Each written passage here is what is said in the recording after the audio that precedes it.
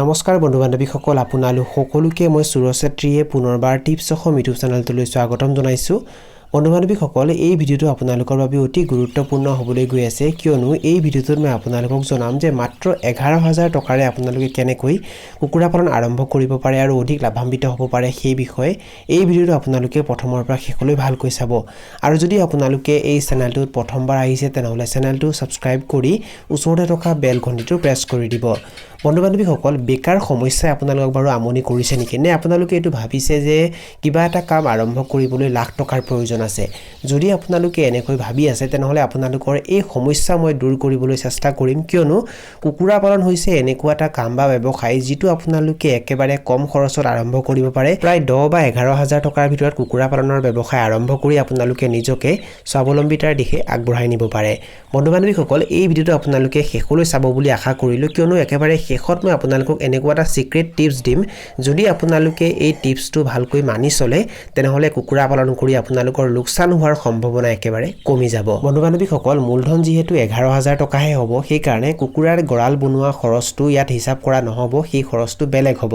আপোনালোকে কুকুৰা থাকিবৰ বাবে এটা সাধাৰণভাৱে গড়াল নিৰ্মাণ কৰিব পাৰে নিজেও নিৰ্মাণ কৰিব পাৰে লোকেল কুকুৰাক থাকিবৰ কাৰণে সাধাৰণতে বহুত বেছি টকা খৰচ কৰি গড়াল নিৰ্মাণ কৰাৰ কোনো প্ৰয়োজন নাথাকে আপোনালোকে নিজেও সাধাৰণভাৱে আপোনালোকৰ ঘৰত যি পেলনীয়া সামগ্ৰী থাকে যেনে বাঁহ কাঠ খেৰ এইবোৰ ব্যৱহাৰ কৰি কুকুৰাৰ গড়াল এটা নিৰ্মাণ কৰিব পাৰে নাইবা আপোনালোকৰ ঘৰত যদি খালি কোঠালি এনেই পৰি আছে তাতো আপোনালোকে কুকুৰাখিনি ৰাখিব পাৰে আপোনালোকৰ লগত যে মূলধন 11000 টকা থাকিব ইয়াৰে পৰা আপোনালোকে প্ৰায় 100টা লোকেল কুকুৰাৰ পোৱালি কিনিব লাগিব আৰু এদিনীয়া এটা লোকেল কুকুৰাৰ পোৱালিৰ দাম প্ৰায় 35 টকাৰ পৰা আৰম্ভ কৰি 40 টকা বা 45 টকা পৰ্যন্ত হয় আৰু যদি আমি এদিনীয়া এটা লোকেল কুকুৰাৰ পোৱালিৰ দাম 40 টকাকৈ হিচাপ কৰো তেন্তে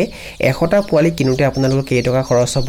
4000 টকা বন্ধু বান্ধৱীসকল যেতিয়া আপোনালোকে পোৱালিবোৰ কিনিব তেতিয়া সিহঁতক খাবলৈ দিবৰ বাবে আপোনালোকে পিস্তাৰ দানাও কিনিব লাগিব লগতে ইস্তাৰা দানাও কিনিব লাগিব আপোনালোকে প্ৰায় 6000 মান টকাৰ প্ৰাৰম্ভিক দানা কিনিব লাগিব আপোনালোকে পিস্তাৰ দানা বেছিকৈ নিকিনিব পিস্তাৰ দানাৰ দামটো অলপমান বেছিকৈ হয় সেই কাৰণে আপোনালোকে প্ৰায় 3 কেজি মান পিস্তাৰ দানা কিনিব আৰু সেইখিনি শেষ হোৱাৰ পাছৰ পৰা সিহঁতক আপোনালোকে লোকেল কুকুৰাৰ বাবে যি ইস্তাৰা দানা আহে হেতু খাবলৈ দিব আপোনালোকে প্ৰাৰম্ভিক দানা প্ৰায় 6000 মান টকাৰ কিনিব আৰু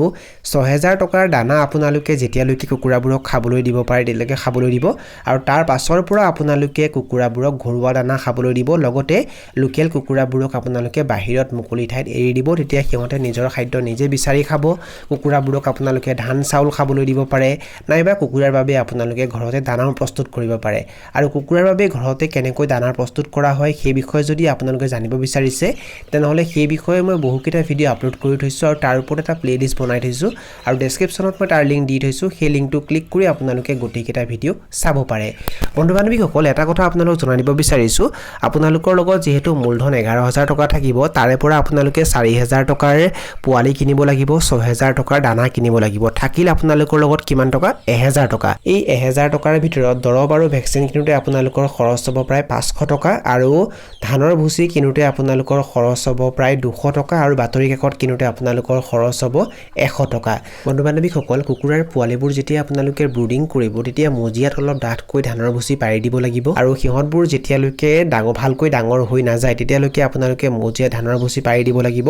আৰু প্ৰথম 3 দিন মানলৈকে আপোনালোকে ধানৰ ভুচিৰ ওপৰত বাতৰি কাকত পাৰি দিব লাগিব আৰু তাৰ ওপৰতে পোৱালিবোৰ ৰাখিব লাগিব আৰু এই ধানৰ ভুচি কিনোতে আপোনালোকৰ খৰচ হ'ব 200 টকা আৰু বাতৰি কাকত কিনোতে খৰচ হ'ব 100 টকা আৰু কাৰেণ্টৰ খৰচ হ'ব প্ৰায় 200 টকা সৰ্বমুঠ আপোনালোকৰ খৰচ কিমান হ'ব 11000 টকা বন্ধু বান্ধৱীসকল কুকুৰাবোৰৰ ওজন যেতিয়ালৈকে 900 গ্ৰামৰ পৰা 1 কেজি নহয় তেতিয়ালৈকে আপোনালোকে কুকুৰাবোৰক পোহপাল দিব লাগিব আৰু তাৰ পাছৰ পৰাহে আপোনালোকে কুকুৰাবোৰক বিক্ৰী কৰিব লাগিব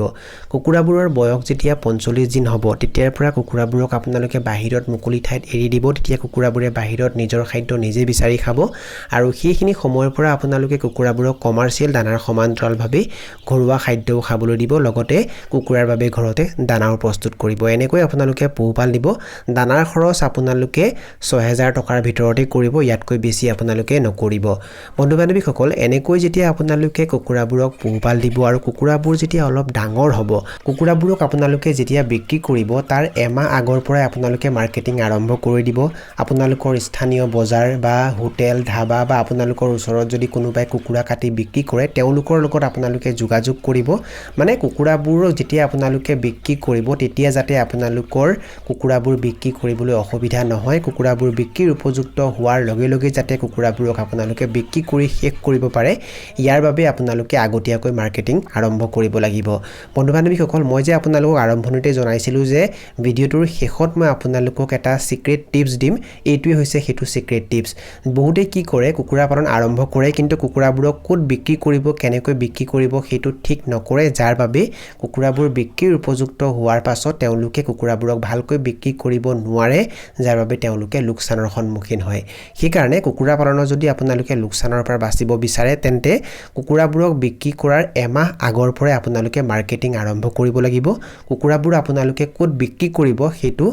ব্যৱস্থা কৰিব লাগিব এনেকৈ যদি আপোনালোকে কুকুৰা পালন কৰে তেতিয়া আপোনালোকে লোকচানৰ সন্মুখীন নহয় এতিয়া হয়তো বহুতে এটা প্ৰশ্ন কৰিব পাৰে যে যদি আমি 100টা লোকেল কুকুৰা পোহপাল দিওঁ তেন্তে সিহঁতক বিক্ৰী কৰাৰ পাছত আমাৰ কিমান টকা লাভ হ'ব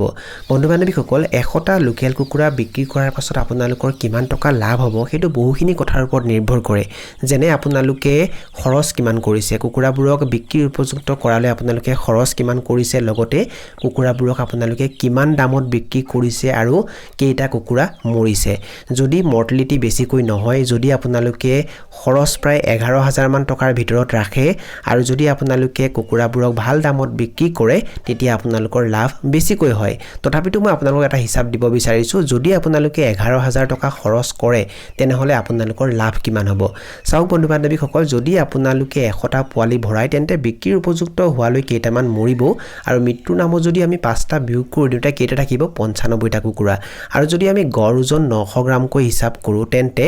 95টা কুকুৰাৰ সৰ্বমুঠ ওজন কিমান হ'ব 85 কেজি 500 গ্ৰাম লোকেল কুকুৰাৰ দাম প্ৰতি কেজি 350 টকাৰ পৰা আৰম্ভ কৰি 400 টকা 450 টকা বা 500 টকা পৰ্যন্ত হয় আৰু কিছুমান তাতকৈ বেছিও আছে